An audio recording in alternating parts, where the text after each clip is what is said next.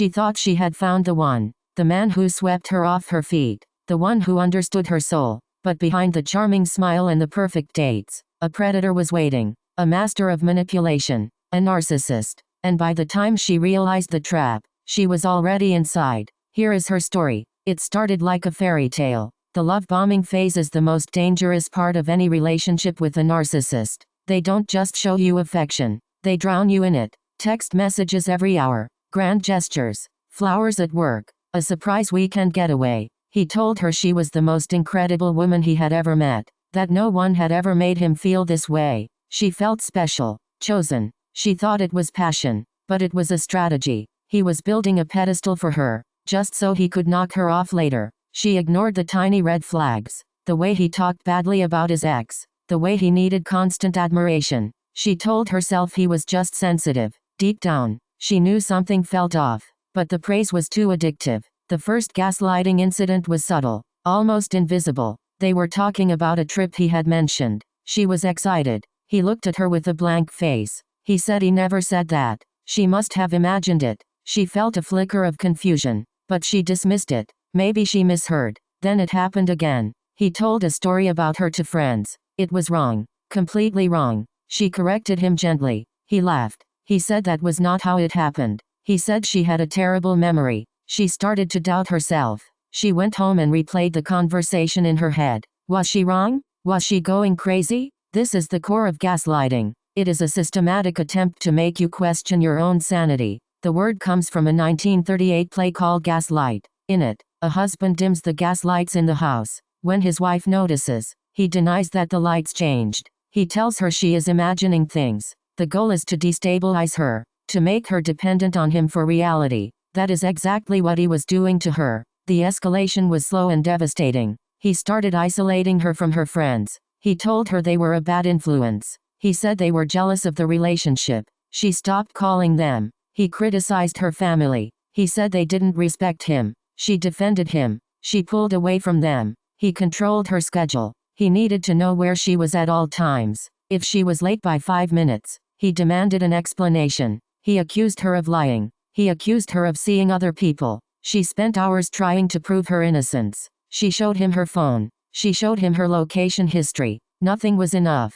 He would bring up failures from months ago. He would use them to make her feel worthless. He would tell her no one else would ever love her. She felt trapped. She felt small. She felt like she was walking on eggshells in her own home. The psychological data is stark. Studies show that gaslighting is present in nearly 70% of all cases of psychological abuse in relationships. It is not rare. It is a standard weapon. The cycle of manipulation became predictable. There was tension. He would get quiet. He would pick a fight over nothing. Then there was the explosion. Screaming. Accusations. Blaming her for everything. She would cry. She would apologize for things she did not do. Then came the reconciliation. Tears from him. Promises to change. A romantic dinner. The love bombing would return for a brief moment. She felt relief. She thought they were okay. And then the cycle started again. This is the trap. The intermittent reinforcement keeps you hooked. The good times feel so good because the bad times are so bad.